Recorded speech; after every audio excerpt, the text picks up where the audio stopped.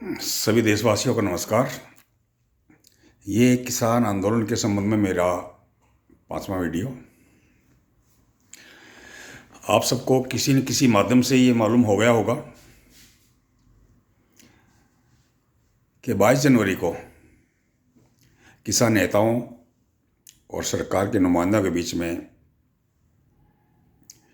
समझौते से संबंधित आखिरी बैठक की औपचारिकता पूरी हुई और बगैर निष्कर्ष के ये 12-13 बैठकें का समापन हुआ।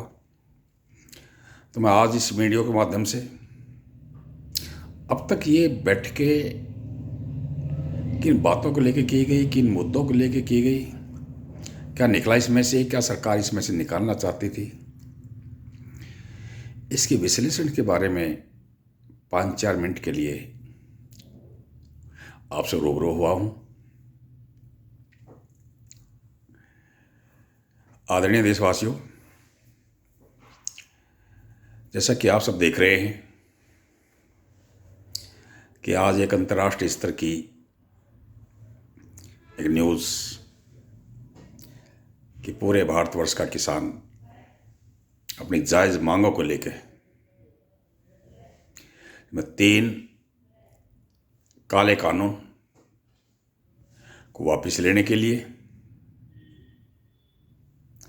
और एमएसपी पे कानून बनाने के लिए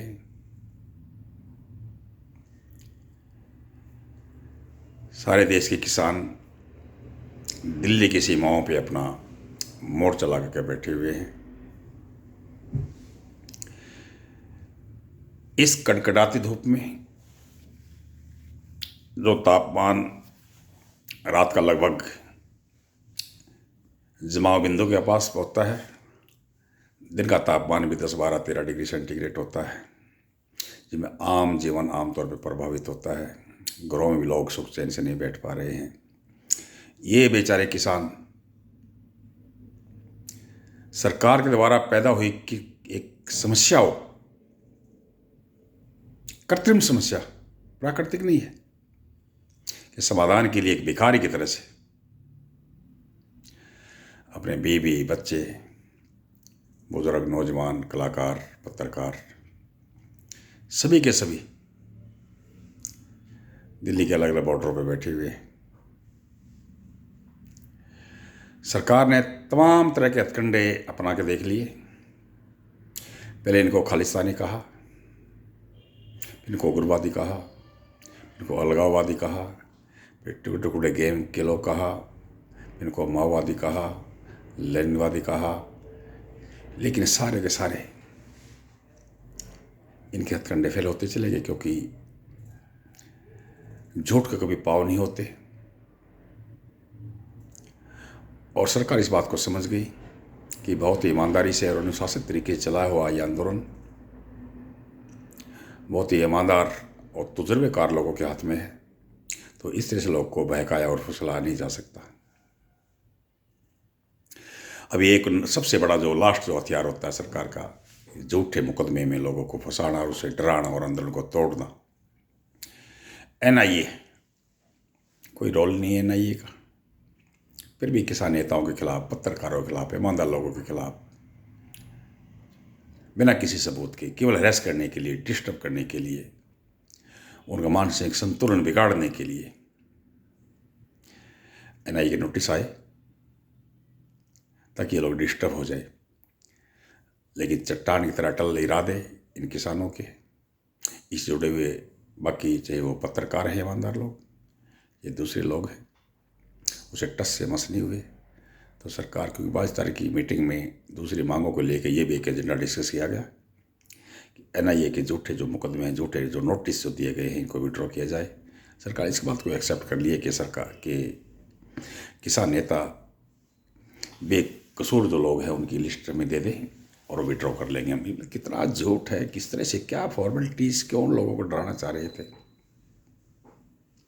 पोल में पोल खुलती जा रही सरकार की।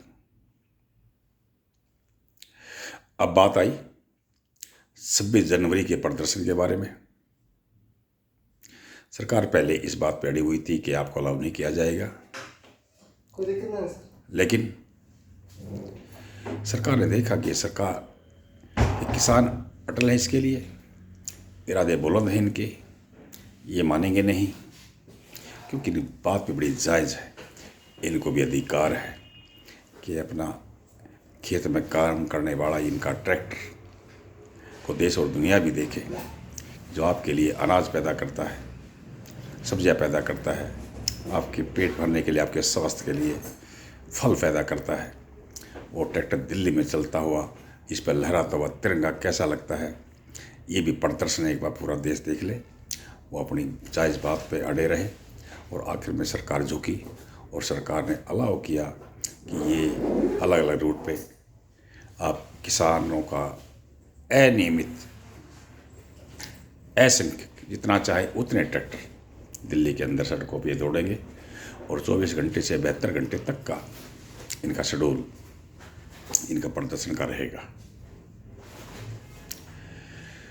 टिकरी बॉर्डर का जो रूट रहेगा, टिकरी से मुंडका, नांगलई, दाएं तरफ घूमते हुए नजफगढ़, डासा बॉर्डर, बादली, KMP, वापिस टिकरी बॉर्डर। इसी प्रकार से आपका कुंडली बॉर्डर का जो रूट रहेगा, संजय गांधी ट्रांसपोर्ट नगर वापस आते हुए बौना, कंझावला और वापस कुंडली बॉर्डर। इसी प्रकार से पलवल बॉर्डर पे, इसी प्रकार से साझा बॉर्डर पे, इसी प्रकार से डासा बॉर्डर पे उनको रूट अलॉट कर दिए गए हैं। किसानों ने उनको एक वायदा किया है कि वो बिल्कुल अनुशासित और शांतिप्रिय रहेंगे। तो इन बातों को, इस विश्वास के साथ मैं इस वीडियो के माध्यम से ये बात भी श्रोताओं से कहना चाहूँगा कि इस आपके प्रदर्शन को ज़रा शांतिप्रिय रखें, अनुशासित रखें। आपके जो नेता हैं, किसान नेता, जो आपके प्रतिनिधि, जो सरकार से बात करते हैं, उनके दिए गए वायदे से जर को वादा खिलाफी ना हो, सरकार को उंगली उठाने का कोई मौका ना मिले, तो आप भी उसको ज़रा बनाए रखें। एक छोटी सी बात, आखिरी 12वीं मीटिंग में भी कृषि मंत्री किसान नेताओं से कहते हैं कि आपकी मांग क्या है। कितनी बचकाना सी, कितनी इमेच्योर बात है कृषि मंत्री महोदय की। पढ़ के आते हैं तोते की तरह से। इतनी सारी मीटिंगें फिर आपने किन मुद्दों को लेके की थी? कह रहे हैं कि हम इन कानूनों को अमेंडमेंट कर देंगे, संशोधित कर देंगे। मतलब कानून बन गया है, इसका मतलब संशोधन की गुंजाइश तो है। ये मतलब सरकार भी मानती है कि कानून गलत तो है। वो कितने परसेंट है, 1% है या 80% है या 70% है, वो डिपेंड करता है इन कानूनों की गहराई में जाके। सरकार ने यह तक कह दिया है कि हम इसमें 90, 95, 99% तक संशोधन करने के लिए तैयार हैं।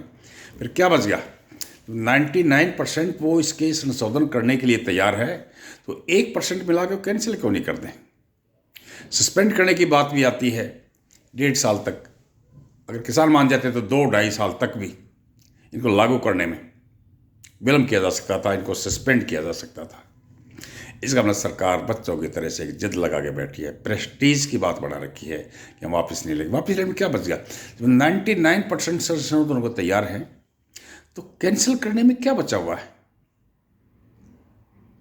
तो लगता है कि सरकार के बस की बात भी नहीं है। जिस तरह से आपका कृषि मंत्री और आपका रेल का मंत्री पीयूष गोयल जी, जो मूक दर्शक बाहर बैठा पता नहीं क्या ऑब्जर्व करता है, उसका रोल क्या है इन मीटिंगों में, वो पीछे से आपके गृह मंत्री और प्रधानमंत्री महोदय के बीच में जो फ़ोन की बात करता रहता है, तो इसके लंच में सारी बातें करता है। जी अब तक ये रिपोर्ट हुई है, इसके आगे अपना हमने क्या बात करनी है, उनको रिमोट से कंट्रोल किया जाता है। मुझे लगता है प्रधानमंत्री महोदय के हाथ में भी कुछ नहीं बचा हुआ है, वो भी रिमोट से चला हुआ है। वो रिमोट आपका अंबानी और अडानी के हाथ में है, क्योंकि ऑलरेडी उनसे कमिटमेंट की हुई है, उनके हिसाब से कानून बने हुए हैं, उनसे पैसे ले लिए गए हैं या पैसे इलेक्शन में लगा दिए गए हैं, और उन्होंने भी अपने इस तरह के जो पैसे हैं 12,000 अरब का ये आपका कृषि का व्यापार भारतवर्ष का जो अंतर्राष्ट्रीय स्तर का रहेगा, उन्होंने भी अपनी इक्विटी आगे सारी दुनिया में बेच दी गई है। तो इस वक्त उनके बस की बात भी नहीं है, क्योंकि उनके हाथ में कुछ है ही नहीं। तो ये पूंजीपतियों के हाथ में खेलती हुई कठपुतली सरकार कैसे सरकार से फैसला कर सकती है? किसके बस की बात नहीं है कि मोदी से बात किए बगैर ये कोई फैसला कर ले। चलो मैं भगवान से प्रार्थना करता हूँ कि इन बेचारों आरएसएस और बीजेपी के लोगों को सद्बुद्धि दे, किसानों की जायज़ बातों को माने और 26 जनवरी के बाद एक खुले दिल से, खुले दिमाग से एक मीटिंग बुलाएं, औपचारिकता ना करें, इनकी बातों को माने और ये अपने बीवी बच्चों के साथ अपने वापस घरों में जाएं और वहाँ से आराम से अपना जीवन व्यतीत करें। कमाल की बात है कि 80 के आसपास किसान यहाँ पे शहीद हो गए हैं और हमारे आदरणीय प्रधानमंत्री श्री नरेंद्र मोदी जी के पास एक मिनट का ये समय भी नहीं है कि उनके प्रति कोई सांत्वना की दो बात कह दे। कितने व्यस्त हमारे प्रधानमंत्री महोदय, उनके पास समय तो है कि अंबानी को जो पोता पैदा हुआ उसको शुभकामनाएं देने के लिए वहाँ पे व्यक्तिगत तौर पे पहुँचते हैं। अच्छा, लेकिन ये 80 किसान भी आपकी सरहद पे, दिल्ली की इस बाउंड्री पे जो शहीद हो गए, उनके लिए एक मिनट का भी समय नहीं है। ये सब कुछ आपको दर्शाते हैं। चलो, इस शब्दों के साथ मैं अपनी वाणी को विराम देता हूँ। बाकी आपके लिए धन्यवाद। जय हिंद, जय भारत, जय जवान, जय किसान।